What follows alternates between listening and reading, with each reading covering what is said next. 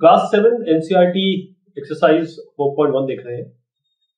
इसमें पहला क्वेश्चन है कि complete the last column of the table, यानी कि आपको इक्वेशन दी है, वैल्यू दी है और पूछा गया है state whether the equation is satisfied और नॉट। आपको बताना है कि इक्वेशन ये सेटिस्फाई होगी कि नहीं, यस या नो।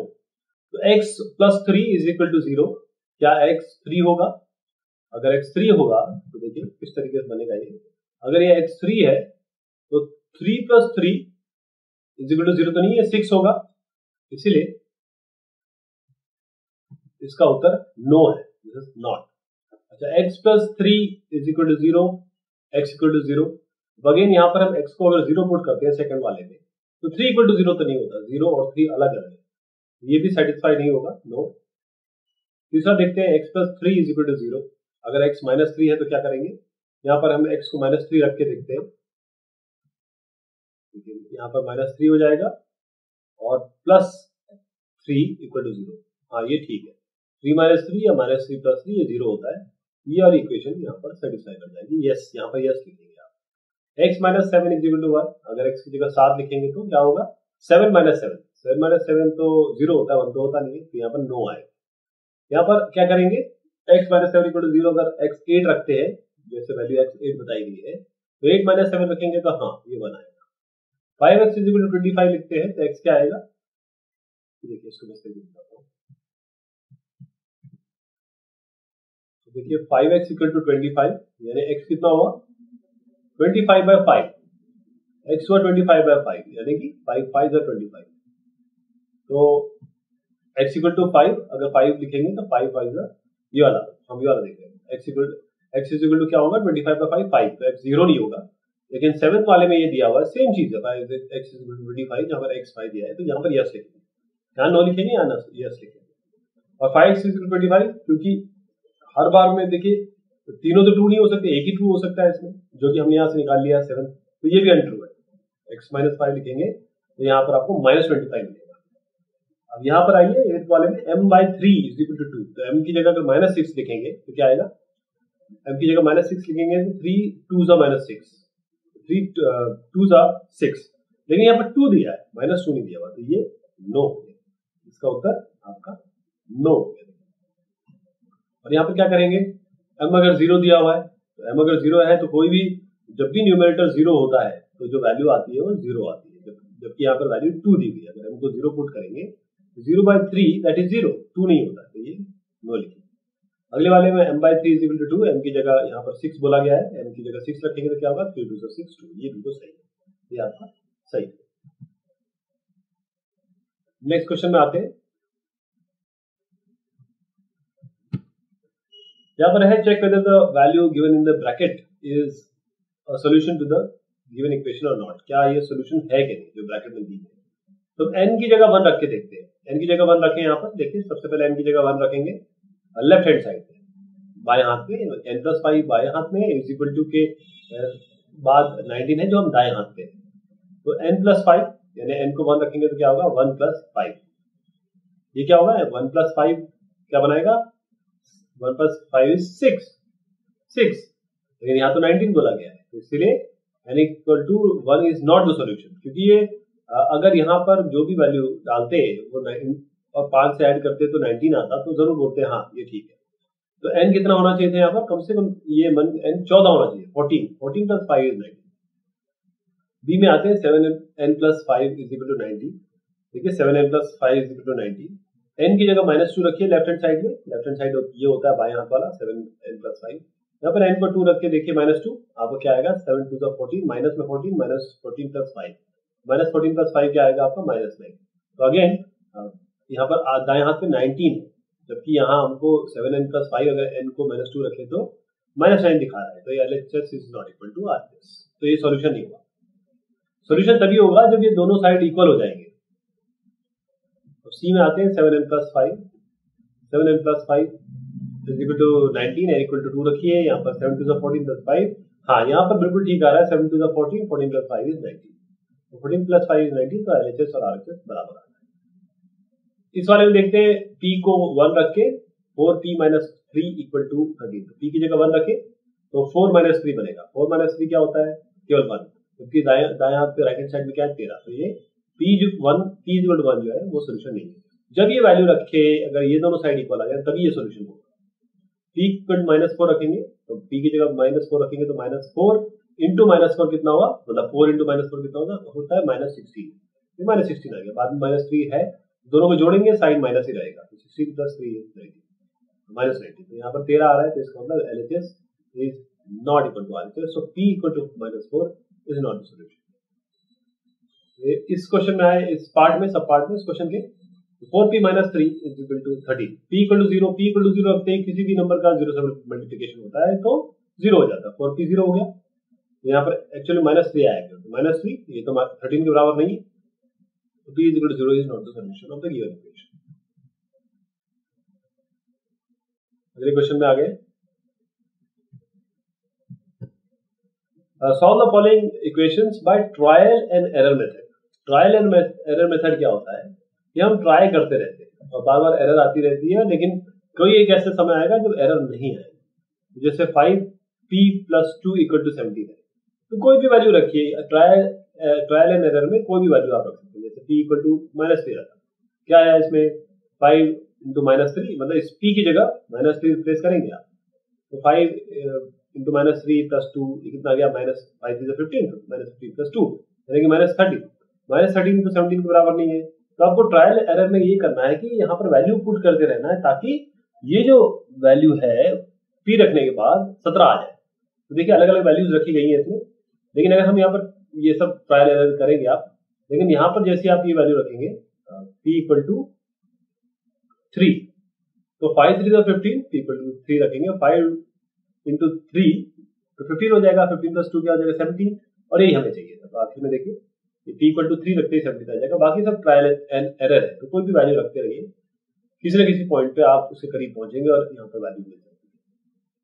और 3m - 14 = 4, इसमें भी ट्रायल एरर करेंगे, आप वैल्यूज डालेंगे अपने हिसाब से, m = -2 डालिए, 1 2 डालिए, 3 डालिए, 4 डालिए, इससे करीब रखिएगा, लेकिन अल्टीमेटली कब ये टोटली बन जाएगा, जब आप m को 6 रखेंगे। m को 6 रख के देखिए, 3 × 6 = 18, 18 - 14 क्या होता है 4 होता है, तो आपका ये आ जाएगा सॉल्यूशन। इसे ट्रायल एंड एरर कहते हैं। नेक्स्ट क्वेश्चन में आ गए, इसमें है right equation of the following statement. अब ये आपको स्टेटमेंट बोला है, अंग्रेजी में स्टेटमेंट है, उसका आपको इक्वेशन लिखना है। तो the sum of numbers x and 4 is 9, sum of x and 4, तो x and 4 का समय सम किया और ये किसके बराबर है 9 के, तो x + 4 = 9। सेकंड वाले में है 2 सबट्रैक्टेड फ्रॉम y is 8, यानी कि y से 2 को सबट्रैक्ट किया, y - 2 ये किसके बराबर है 8 के बराबर है। तीसरा 10 × a is 17, 10 × a is 17 कैसे, 10 × a = 17। इसी तरीके से आप the number b divided by 5 gives 6, तो b को अगर 5 से डिवाइड किया गया तो क्या बनता है 6।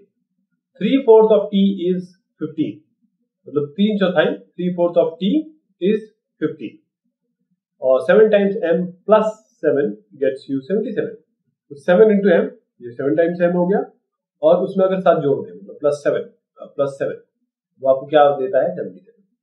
इसी तरीके से 1/4 of a number x - m, 1/4 of a number मतलब कोई x नंबर मान लीजिए, x × 1/4 यानी कि x/4 -4 यानी उसमें से 4 हटाइए, -4 करिए, तो किसके बराबर आएगा, तो 4 के बराबर आएगा, तो x - 4 = 4।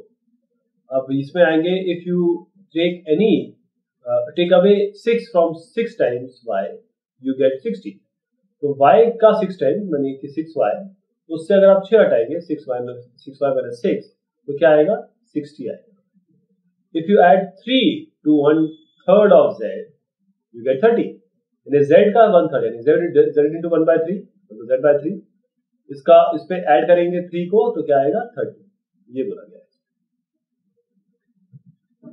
अब क्वेश्चन 5 देख लेते हैं। अब ये जो हमने अभी जस्ट क्वेश्चन किया 4, ये जस्ट उसका उल्टा है।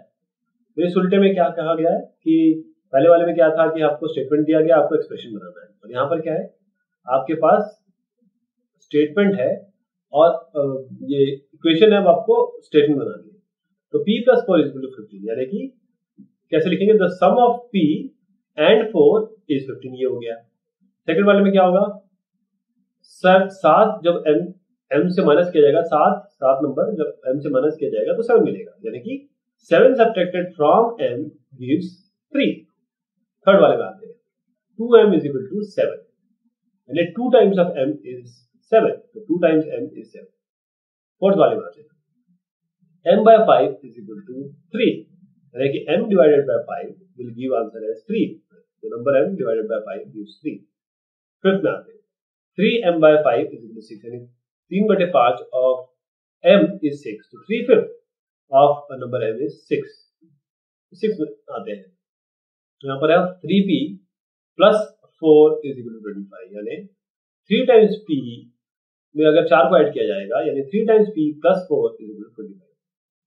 सेवन का क्या आएगा, 4p minus 2 is equal to 18, यानी 4 टाइम्स ऑफ p और से 2 हटा दीजिए, तो if you take away 2 from 4 times p से 2 हटा दिया जाए तो क्या मिलेगा आपको, 18, सो यू गेट 18। यहाँ पर 8 पे क्या होगा, p by 2 plus 2 equal to 8, यानी कि इफ यू ऐड, अगर आप ऐड करेंगे, if you add 2 to half of p का हाफ किया, उसे 2 ऐड कर दिया, यू विल गेट 8। ये आपका उत्तर है। क्वेश्चन 6, थैंक्स के पहले, set up an equation in the following case. अब यहाँ पर आपको इक्वेशन बनानी है। Irfan says that he has 7 marbles more than 5 times the marble Parmeet has. तो अगर परमीत के पास m है, अगर परमीत के पास m है, तो इरफान क्या कहते हैं, इरफान ये कह रहे हैं कि मेरे पास 7 मार्बल है 5 टाइम्स परमीत, तो 5 टाइम परमीत कर दीजिए, यानी 5m कर दीजिए, m अगर परमीत के पास है, और उसमें से 7 जोड़ दीजिए तो 7 हो गया। तो ये कितने, इरफान है 37 मार्बल, ये भी दिया हुआ है, तो 5m plus 7 equal to 37, ये आपकी इक्वेशन बन गई। Second equation, Lakshmi's father is 49 years old। Lakshmi के फादर की एज 49 है, चलिए 49 तो एज हो गई। अब इसके अंदर देखते हैं, is 4 years older than 3 times लक्ष्मी's age। किसी की बात हुई कि वो 4 साल बड़े हैं, तो 4 जोड़ दिया, और 3 टाइम्स लक्ष्मी से एज, लक्ष्मी की एज अगर हम y मान लें और 3 टाइम्स मल्टीप्लाई कर दें, यानी कि 3y कर दें, और उसमें 4 जोड़ते हैं, 3y plus 4, ये कितना हो गया 49। तो इक्वेशन बन गई। हम यहाँ पर थर्ड पे आ रहे हैं। थर्ड में है, the teacher tells the class that the highest marks obtained by student in her class are twice the lowest marks plus 7।